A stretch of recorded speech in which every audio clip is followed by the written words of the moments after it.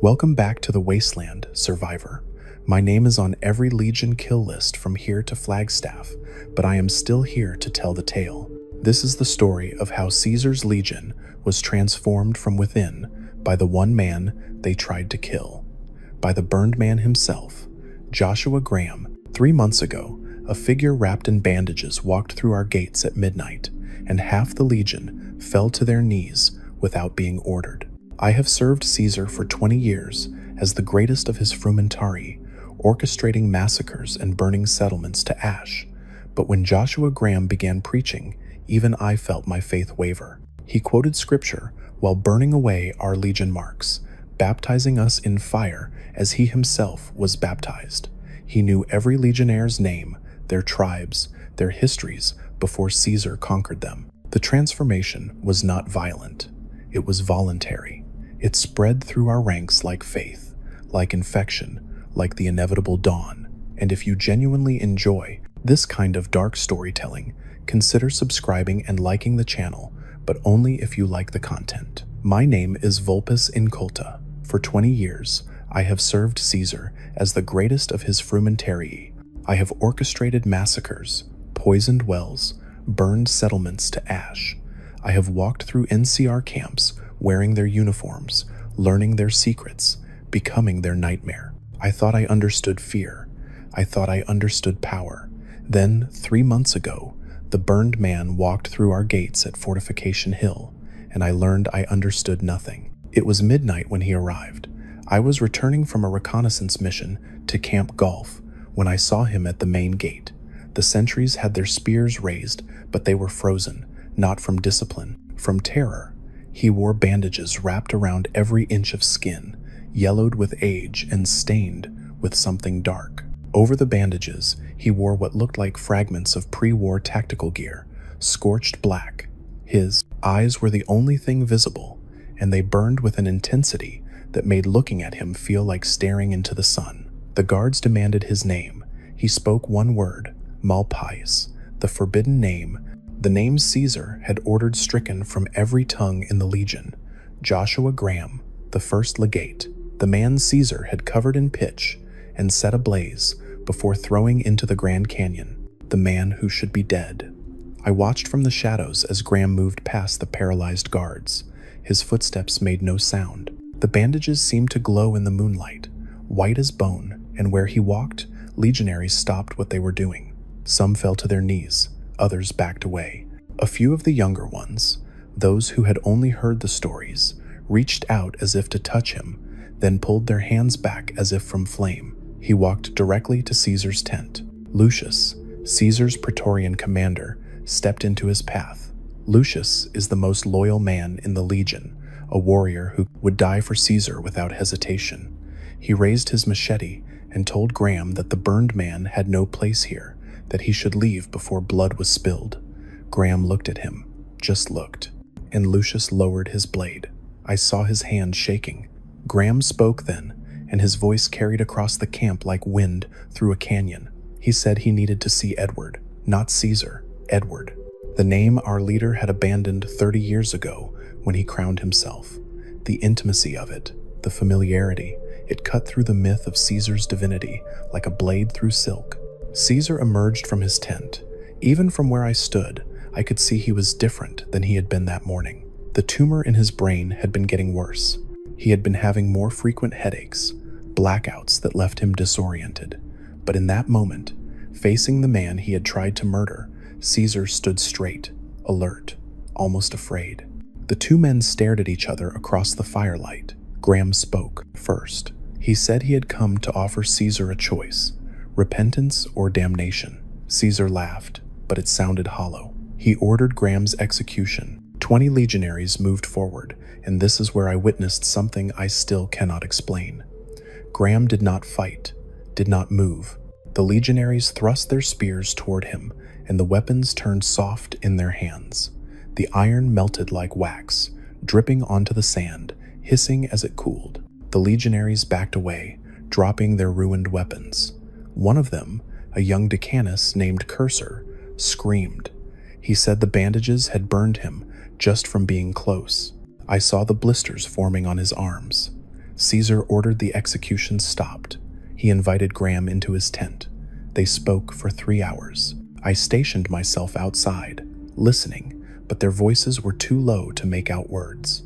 When Graham emerged, Caesar followed him to the edge of camp. Caesar's face was pale, sweat beading on his forehead despite the cool desert night. He watched Graham walk into the darkness beyond our perimeter, and then he turned to me. He knew I had been watching. Caesar knows everything. He told me Graham would return at dawn, and when he did, I was to observe, but not interfere. He said Graham had come to fulfill a prophecy, and that prophecy would either save the legion or destroy it. Then Caesar went back to his tent and did not emerge for 2 days. Graham returned as predicted, just as the sun rose over the eastern hills. This time he walked to the center of camp, to the arena where we train and where we crucify our enemies. Legionaries were already gathering, drawn by something they could not name. Word had spread through the camp like wildfire. The burned man had returned, the first legate, the betrayer, the survivor. He began to preach. His words were not what I expected. He did not speak of vengeance or betrayal. He spoke of Mars, but not the Mars we knew, not the god of war that Caesar had taught us to worship. Graham spoke of a different Mars, the god of necessary change, the god of transformation through fire. He said we had been worshiping a lie, that Caesar had given us the god of conquest when we needed the god of rebirth. What do you think really happened here? Drop your thoughts in the comments. I would like to know if I am the only one who feels this way. He told us that the legion was a chrysalis, that Caesar had built us to be something greater than we were, but that we had stopped short of transformation. He said the strong do not just conquer the weak, the strong serve something stronger, and he said that something stronger was coming, whether we were ready or not. The legionaries listened. At first there was anger, shouts of heresy, calls for his blood, but Graham kept speaking, and his voice had a quality that made men quiet. It was not loud, but it carried, it penetrated. Several of the older centurions, men who had fought under Graham before his fall, began to nod. I saw tears on their faces. Graham said he knew every man in the camp. He called out names. He spoke of tribes and families and the lives we had before Caesar took us. He told a young recruit named Vulpinus about his mother, a woman from the Twisted Hairs who had sung to him before she died. He told Cursor, the Decanus who had tried to kill him, about his father, a chief who had surrendered to save his people and whom Caesar had crucified anyway. He told these stories with perfect detail, intimate knowledge that should have been impossible. Then he moved through the camp and began removing brands. The legion marks every warrior with Caesar's bull, burned into flesh as a mark of ownership. Graham walked among the legionaries, and where he touched them, the scars vanished. He placed his bandaged hands on burned flesh, and the tissue healed clean and smooth. The men he touched fell to their knees weeping. Some of them vomited. Others laughed with a manic joy that bordered on hysteria. I reported this to Caesar immediately. I found him in his tent, holding his head, blood trickling from his nose. The tumor was getting worse. He looked at me with eyes that seemed to see through me, and he told me that Graham was not healing anyone. He was baptizing them, preparing them for what came next. I asked Caesar what came next. He told me that Joshua Graham had been touched by something beyond this world when he survived the fire, that the flames had burned away the man and left something else, a prophet, a messenger. Caesar said he had known this would happen, that he had thrown Graham into the fire, knowing he would survive, knowing what he would become. He said the legion needed 2 fathers, one of law and one of spirit, one to build and one to sanctify. I did not believe him. I thought the tumor was making Caesar paranoid, delusional, but over the following days, I began to see things that made me question everything I knew. Graham stopped eating. He stopped sleeping. I watched him for 72 hours straight, and he never once sat down or closed his eyes. Legionaries would bring him water, and he would pour it on the ground, saying he was sustained by something they could not see. The water he poured turned the sand to mud, and in that mud, plants began to grow. Not wasteland scrub, but green things with broad leaves and white flowers that smelled like honey. Young legionaries began having visions. They would wake screaming in the night, talking about cities made of gold rising from radioactive ash. They described New Vegas burning, but from the flames came towers of crystal and streets paved with silver. They said they could see the future, and in that future, the Legion was not an army, but a nation, not conquerors, but builders. Caesar sent me to spy on Graham more closely. I disguised myself as a young recruit and joined the groups that gathered around him each evening. Graham looked at me the moment I approached and smiled. He said my name, my real name, the name I had before the Legion, the name I had not spoken in 15 years. He said I had always been a seeker, that I joined the Frumentary not for glory, but because I needed to understand how things worked. He said that quality would either save me or damn me, but I would have to choose. He told stories about Caesar that no one should have known, private conversations, secret doubts. He described the moment when Edward Sallow decided to become Caesar, standing on a cliff overlooking the Grand Canyon, choosing to throw away his humanity for power. He described Caesar's first kill, a tribal elder who begged for mercy, and how Caesar's hands shook for 3 days afterward. He described the tumor, how it was not killing Caesar but transforming him, making him ready for a synthesis that neither man nor Legion fully understood. Lanius began attending Graham's sermons. The monster of the East, the man who had replaced Graham as legate, stood at the back of crowds and listened. His massive form was impossible to miss, and legionaries whispered nervously when they saw him. Lanius had built his reputation on absolute brutality, on following Caesar's orders without question or mercy. If he decided Graham was a threat, he could end this with one swing of his blade. But Lanius did not attack. He listened, and one night, after Graham finished speaking about honor beyond conquest, about the warrior's duty to protect rather than destroy, Lanius removed his helmet. I had never seen his face before. No one had. Beneath the iron and brass was a man younger than I expected, with scars that told stories of 100 battles. He looked at Graham and nodded once, just once. But in that gesture, I saw acknowledgement, maybe even respect. Graham was teaching selected centurions to read. This was forbidden. Caesar had banned literacy among the rank and file, saying it made men weak, made them question orders. But Graham was sharing texts with our officers, ancient books about philosophy and history and religion. I managed to glimpse one of these books. It was written in a language I did not recognize, symbols that seemed to shift and flow on the page. The centurion holding it said it was teaching him the true history of the world, the pattern beneath the chaos.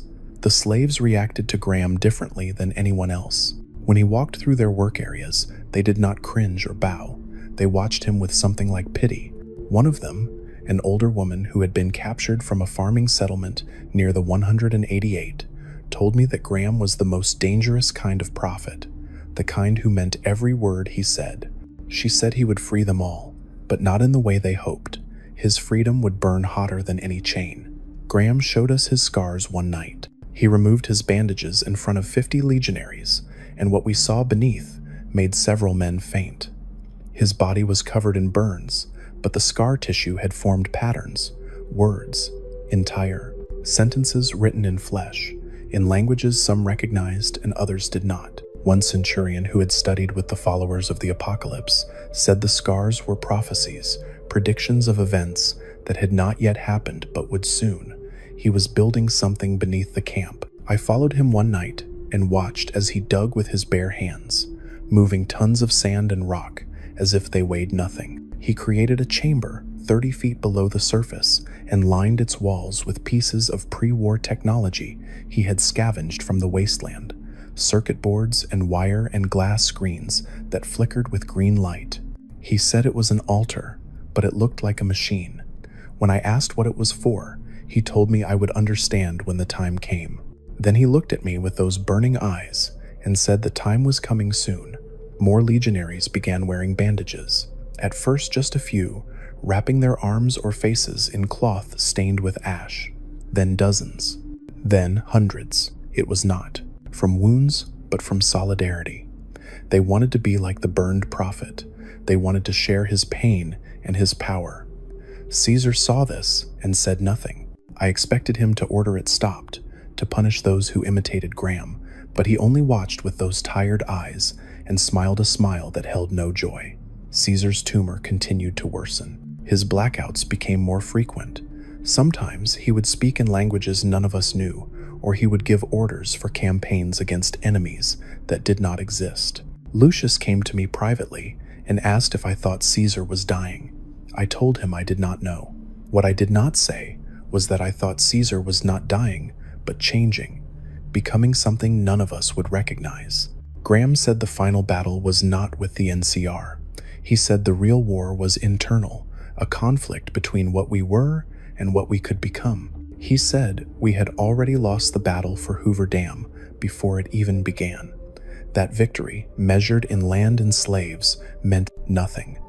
The true victory was in transformation, in choosing to become something better than what Caesar had made us. The younger legionaries believed him. The older ones were uncertain, but none of them moved to stop him. Even those who thought he was a heretic, even those who remembered him as a traitor, they could not bring themselves to act. There was something about Graham that made violence feel pointless, not because he was invulnerable, but because killing him would accomplish nothing. The change he spoke of was already happening, spreading through the legion like radiation through water. Invisible, inevitable, lethal. I continued reporting to Caesar, but my reports became lies. I told him Graham was contained, that his influence was limited, that the legion remained loyal. Caesar knew I was lying. We both knew, but he accepted the lies because the truth was too dangerous to speak aloud. Graham had become too powerful to martyr. Half the legion would revolt if Caesar ordered his execution. Maybe more than half. I began to see the legion differently. What I had always viewed as strength now looked like brittleness. What I had seen as order now felt like chains. Graham had not changed the legion through force or argument. He changed it by showing us what we already knew but had been too afraid to acknowledge, that Caesar's vision was incomplete, that conquest without purpose was just death with better organization, that we were all slaves to a dying man's dream, and that dream had become a nightmare. Graham performed miracles. He healed men dying of radiation sickness with nothing but prayer and touch. He made clean water flow from irradiated springs. He predicted events before they happened, like the NCR patrol that would stumble into our territory 3 days before they arrived, or the rad scorpion nest that would collapse and kill 6 slaves unless they were moved. The legionaries called him prophet, saint, demon. Caesar called him necessary. Asterisk, asterisk. The transformation was not violent. It was voluntary. It spread through our ranks like faith, like hope, like infection. Asterisk, asterisk, I started having dreams. This had never happened before. Frumentary are trained to sleep lightly, to wake at the smallest sound, to keep our minds clear and focused. But Graham's arrival changed something in me. I would close my eyes and see visions that felt more real than waking life. In these dreams, I walked through a version of the Legion that did not exist yet. Fortification Hill had become a city of stone and metal, with towers that reached toward the sky. There were schools where children learned to read and write. There were hospitals where the sick were healed without slavery or suffering. The bull banners still flew, but they meant something different. Not conquest, protection, the strong defending the weak instead of devouring them. In these dreams, Caesar was dead, but the Legion lived on, stronger than before, and at the center of it all stood Graham, no longer wrapped in bandages, his burns healed into silver scars that caught the light like armor. He was building something that would outlast Rome itself. I woke from these dreams with my heart pounding and my hands shaking. I told no one, but I began to notice other legionaries acting strangely in the mornings, looking at each other with recognition, as if they had all walked through the same impossible future during the night. Graham's sermons became more specific. He stopped speaking in parables and metaphors. He named the corruption within the Legion by name and rank. He talked about centurions who raped slaves and called it their right. He spoke of the way we burned books and destroyed knowledge to keep our warriors ignorant. He described the waste of throwing away half our population by treating women as nothing more than breeding stock and labor. This should have gotten him killed. Caesar should have ordered him crucified for these words. But instead, Caesar attended one of these sermons. He came at dawn, leaning heavily on Lucius, the tumor making his legs weak and unsteady. He sat on a stone at the edge of the gathering and listened while Graham dissected everything Caesar had built. Graham spoke directly to Caesar that morning. He said Edward Sallow had been a brilliant man who made a terrible mistake. He thought he could use evil methods to achieve good ends, that he could build civilization through slavery and massacre, but evil methods create evil results, always, without exception. The Legion was powerful, yes, feared, yes, but it was also hollow. A machine designed for one purpose, conquest, with no plan for what came after. Caesar listened without interruption. When Graham finished, Caesar stood. The assembled legionaries held their breath. This was the moment where our leader would either embrace or execute the burned prophet. Caesar walked to where Graham stood and placed his hand on Graham's shoulder. The bandages did not burn him. He spoke loud enough for everyone to hear. He said that Joshua Graham was right about everything, every single word. Then Caesar collapsed. The tumor had finally won. He fell unconscious, blood pouring from his nose and ears, his body seizing. Lucius and the Praetorian Guard rushed him to his tent. The camp physician, a man named Silas who had trained with the followers before joining the Legion, examined Caesar and delivered his prognosis. Without surgery, Caesar would be dead within a week. With surgery, he might survive, but the outcome was uncertain. Graham entered Caesar's tent uninvited. Lucius tried to stop him, but Caesar, conscious again but barely, waved the guard away. Graham knelt beside Caesar's bed and placed his bandaged hands on our leader's head. He did not heal him. He did not perform a miracle. Instead, he spoke quietly, words meant only for Caesar's ears. I was close enough to hear fragments. Something about choices and consequences. Something about the Legion needing to survive Caesar's death, not depend on it. Something about legacy. Caesar reached up and gripped Graham's wrist. He said something in return, too quiet for me to catch, but I saw tears on Caesar's face. Real tears. I had never seen Caesar cry. I did not think he was capable of it. Graham left the tent and announced that Caesar would undergo surgery, that the tumor would be removed, and that Caesar would survive or die by the will of Mars. Not the Mars of war, but the Mars of transformation. Then he did something that changed everything.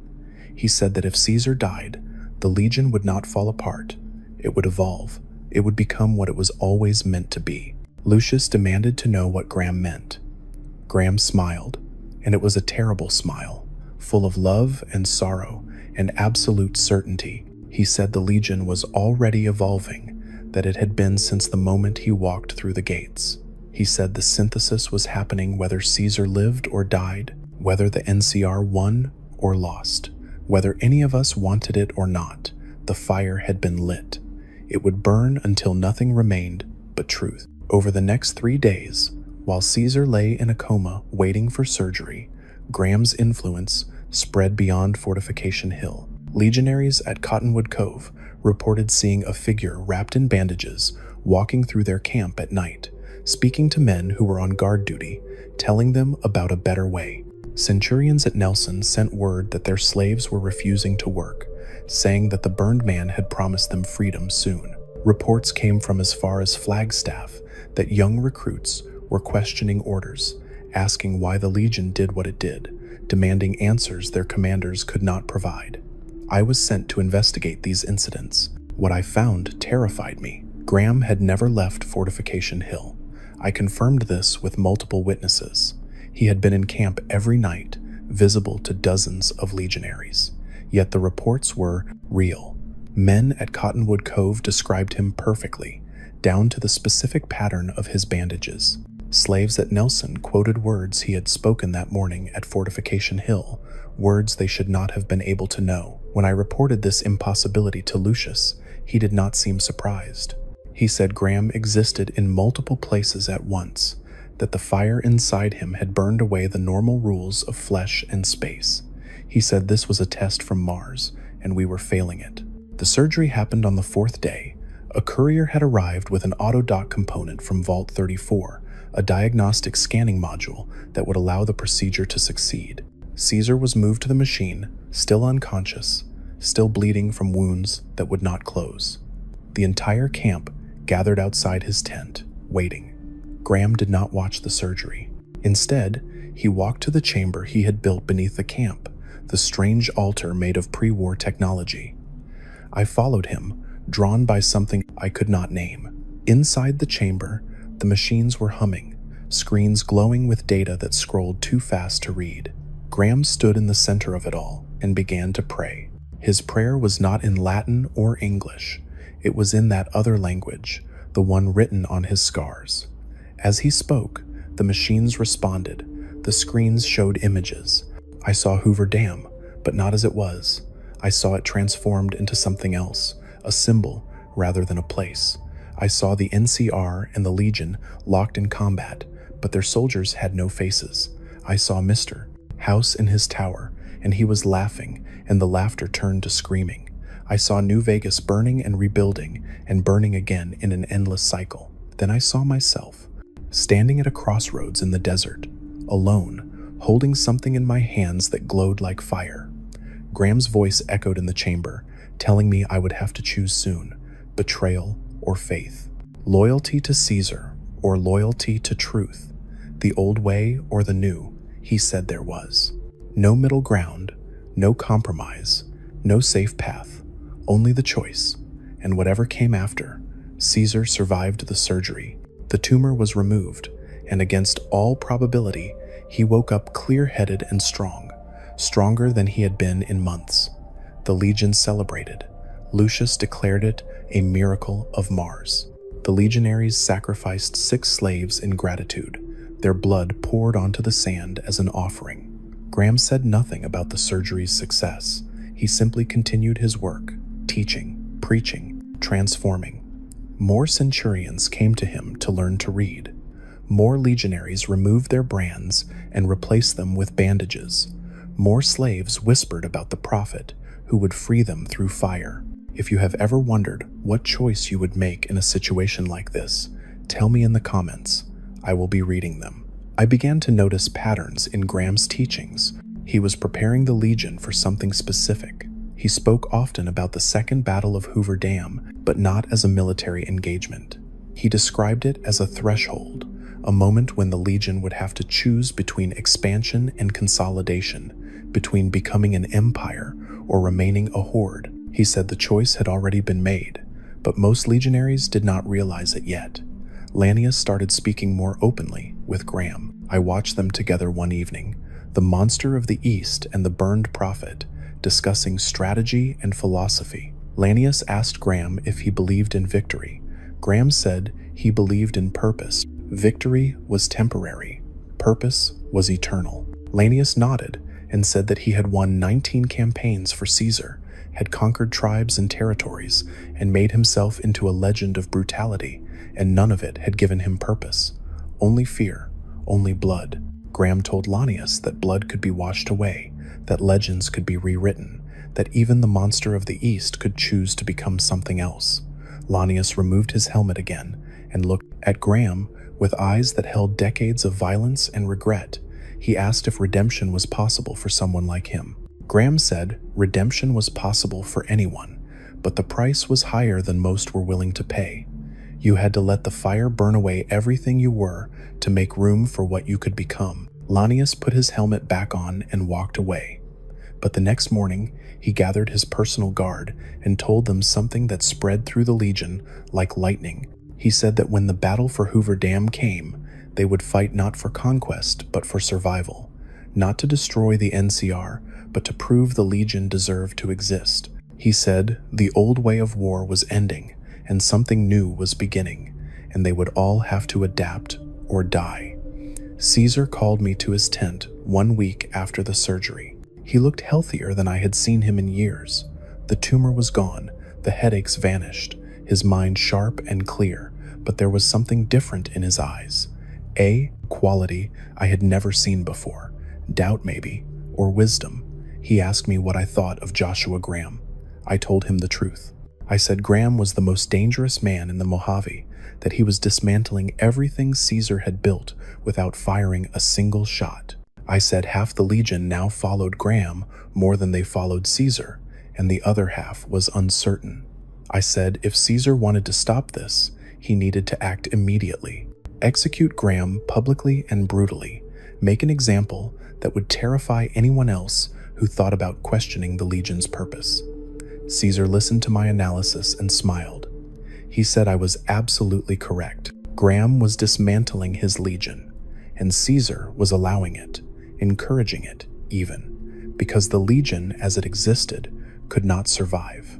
It was a tool designed for a specific task, conquering the tribes and forging them into an army. But that task was nearly complete. The legion controlled 87 tribes now.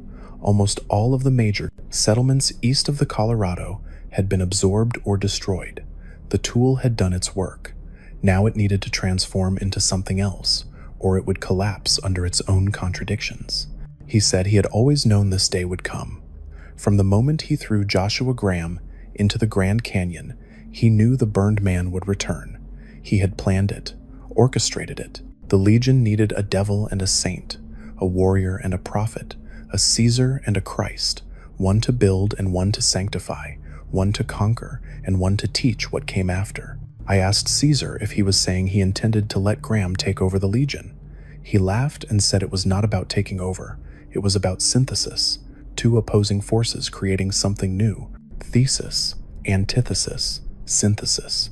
He had learned it from old books, from philosophers whose names were dust, but the principle remained true. The legion and Graham's vision would collide at Hoover Dam, and from that collision, something unprecedented would emerge. Then Caesar told me something that made my blood turn cold. He said the tumor had not been an accident. He had been poisoning himself for 3 years, carefully introducing toxins into his food that would cause the exact symptoms he needed: the headaches, the blackouts, the appearance of dying. He had been staging his own mortality to prepare the legion for life without him, because Caesar the man would die eventually, but Caesar the idea needed to be immortal, and ideas only became immortal when they evolved. I asked him if Graham knew about this deception. Caesar said Graham knew everything, always had. From the moment he survived the fire, Graham had been able to see through Caesar's plans as if they were written on glass.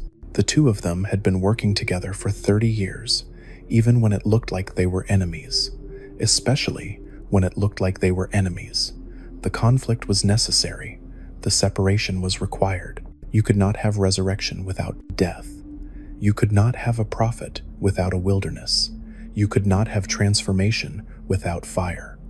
I left Caesar's tent feeling like the ground had dissolved beneath my feet. Everything I thought I knew was a performance, a play staged for an audience of thousands, with only 2 actors who knew the script: Caesar and Graham, Edward and Joshua, the son of Mars and the burned man, locked in a dance that had been choreographed before I was even born.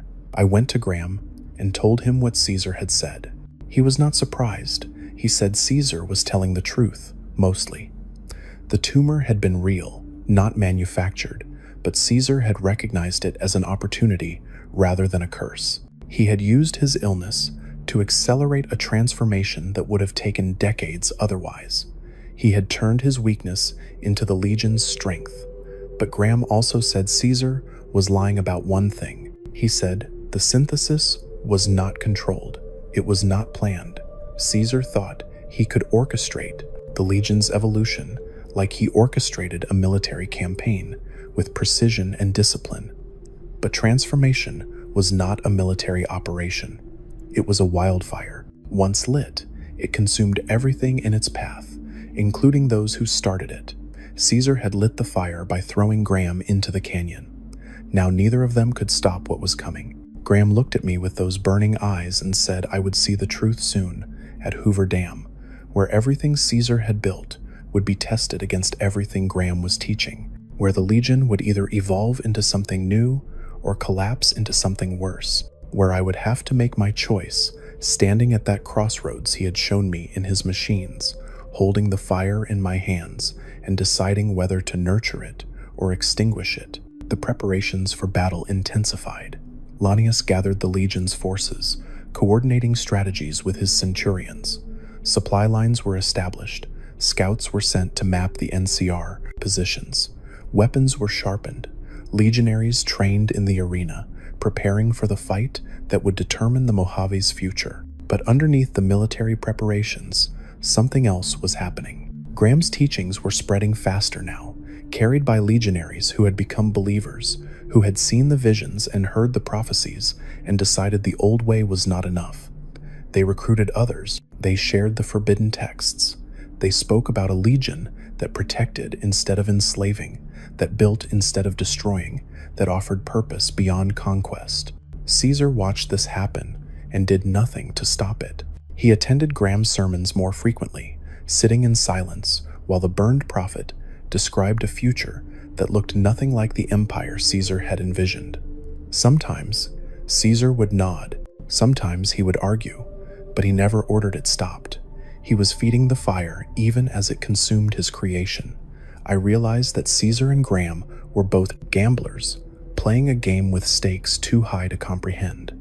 They were betting that the Legion could transform before it destroyed itself, that the collision at Hoover Dam would forge something new instead of shattering everything into fragments. That synthesis was possible even when the opposing forces were this violent, this incompatible. But watching them, I began to suspect they were both wrong. Transformation was coming, yes.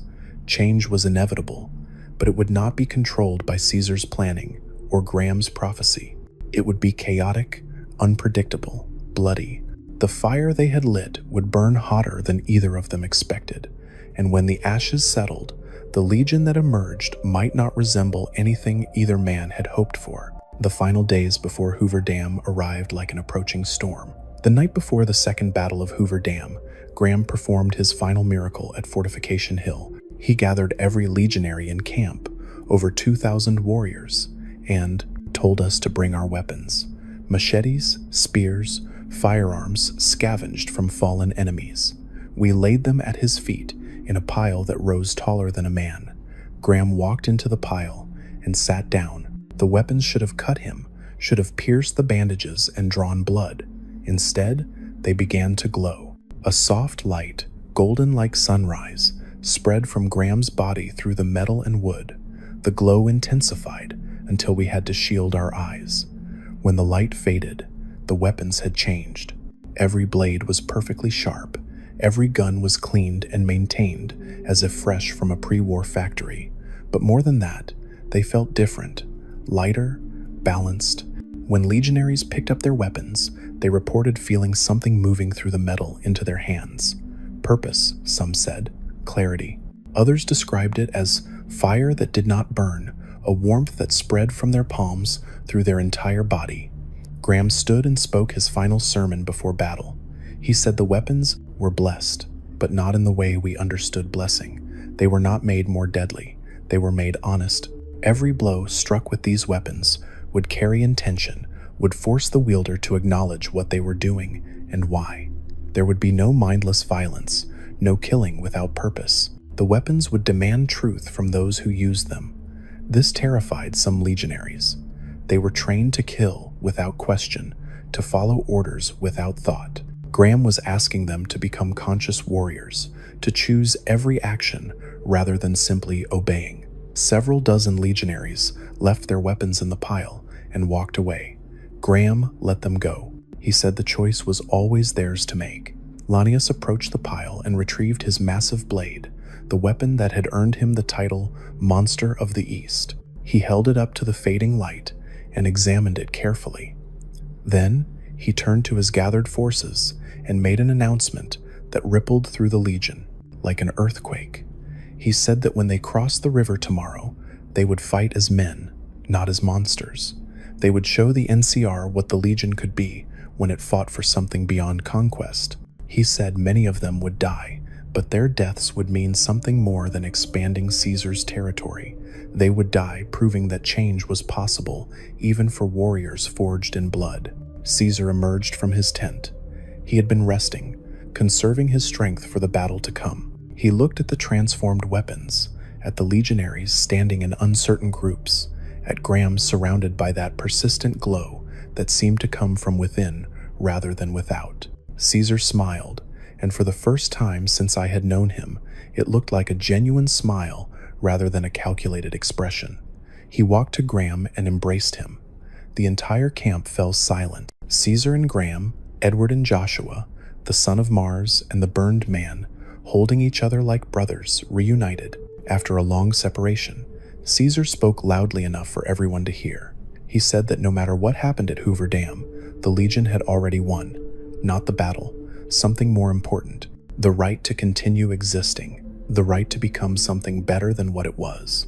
Then Caesar did something unprecedented. He removed the wreath of laurels from his own head and placed it on Graham's bandaged brow. He said that Joshua Graham was the true legate now, not in rank but in spirit, that Graham would lead the Legion into its future, while Caesar dealt with its past. He said the synthesis was complete, that the two of them had become one idea, even while remaining two men. Graham removed the laurels and handed them back. He said Caesar misunderstood. There was no leader in what was coming, no single authority. The Legion would have to learn to govern itself, to make choices collectively rather than following one man's will. The age of Caesars was ending. The age of citizens was beginning. It would be messy, chaotic, painful, but it would be honest. Caesar looked at Graham for a long moment, then he nodded and placed the laurels on the ground between them. Neither man picked them up. The symbol of authority lay abandoned in the sand, and somehow that felt more powerful than any coronation. I barely slept that night. When I closed my eyes, I saw the crossroads again, clearer than before. I stood in the desert holding a torch, and the torch was spreading fire in all directions. Behind me was the Legion as it had been, structured and brutal and efficient. Ahead of me was something I could not fully see, obscured by smoke and flame. To my left was the NCR, bloated and corrupt but alive. To my right was the wasteland, empty and free and terrifying. Graham's voice echoed in the dream. He said the choice was not about choosing a side in the battle. The choice was about choosing what I believed. Did I believe people could change? Did I believe the Legion could evolve into something worth serving? Did I believe that fire could cleanse without destroying? I woke with the answer burning in my chest. Yes, despite everything, despite the evidence of 20 years of massacre and slavery and cruelty, I believed. Not because it was logical, not because it was safe, but because the alternative was despair, and I had spent enough of my life serving despair. The Legion marched to Hoover Dam at dawn. Thousands of warriors moving in perfect formation, their blessed weapons gleaming in the early light. Lanius led the vanguard. Caesar rode near the middle, strong but visibly tired. Graham walked at the rear, alone, his bandages brilliant white against the red desert. I took my position with the frumentary, assigned to infiltrate NCR positions and gather intelligence. But as we approached the dam, I found myself slowing, falling back until I walked beside Graham. He glanced at me and smiled.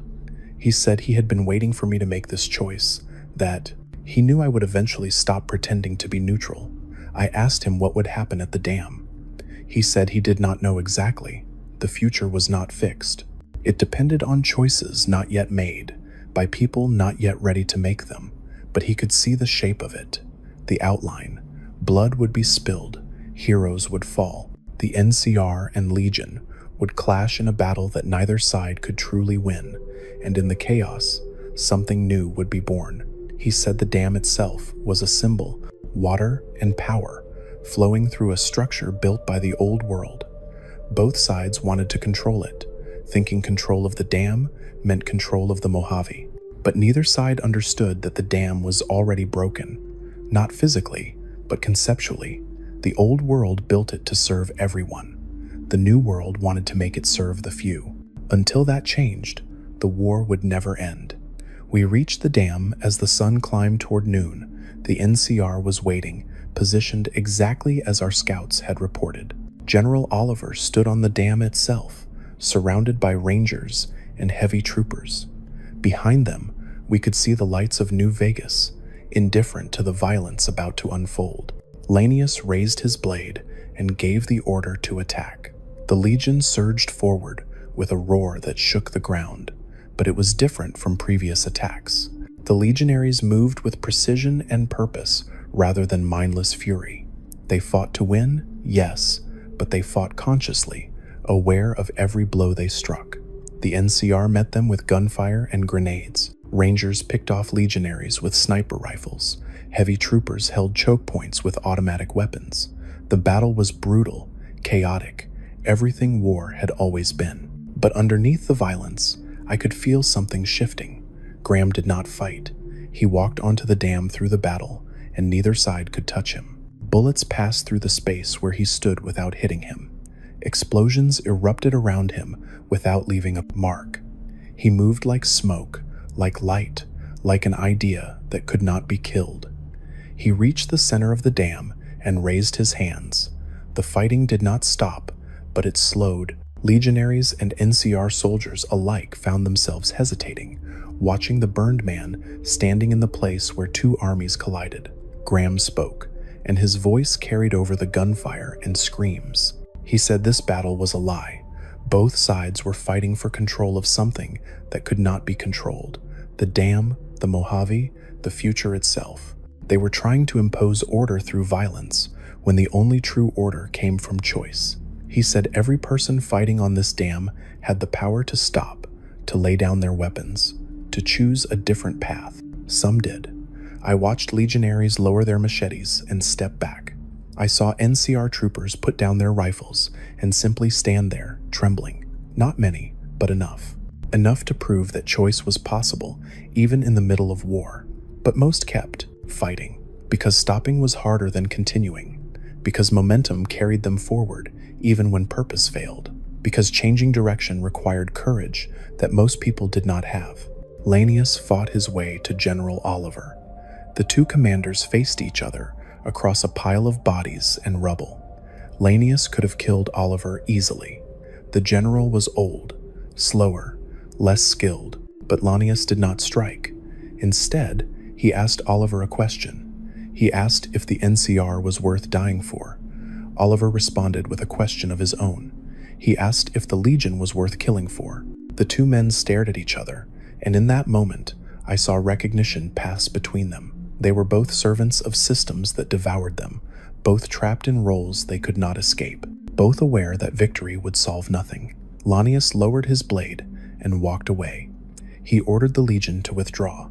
The centurions were shocked, confused, but they obeyed. The monster of the East was retreating, and he was doing it by choice rather than defeat. Caesar watched Lanius withdraw and nodded. He raised his hand and gave the order for full retreat. The Legion pulled back from Hoover Dam, leaving the NCR in control of the territory, but bewildered by the sudden withdrawal. We had not lost. We had not won. We had simply chosen to stop fighting a battle that served no purpose beyond perpetuating itself. As the Legion retreated east, Graham remained on the dam. He stood there watching us go, his bandages streaming in the wind like flags. I knew I would never see him again, not in that form. But I also knew he would always be with the Legion, woven into our transformation, a fire that would burn until we had all become ash or gold. Caesar died 3 weeks later, not from the tumor, which remained gone, but from exhaustion. The effort of transforming the Legion, of managing the synthesis with Graham, of trying to build something that would outlast him, it had consumed the last of his strength. He died in his sleep, peaceful, surrounded by Lucius and his closest commanders. Lanius did not become the new Caesar. Instead, he established a council, 12 centurions representing different aspects of the Legion, different tribes, different philosophies. They would govern collectively, arguing and debating and slowly learning to make decisions without a single absolute authority. It was messy, it was slow, but it was evolution. The Legion began to change in ways large and small. Women were allowed to train as warriors if they chose. Literacy programs spread through the ranks. Slavery was not abolished immediately, but it was modified, made less brutal, with paths to earning freedom. The crucifixions stopped. The random massacres ended.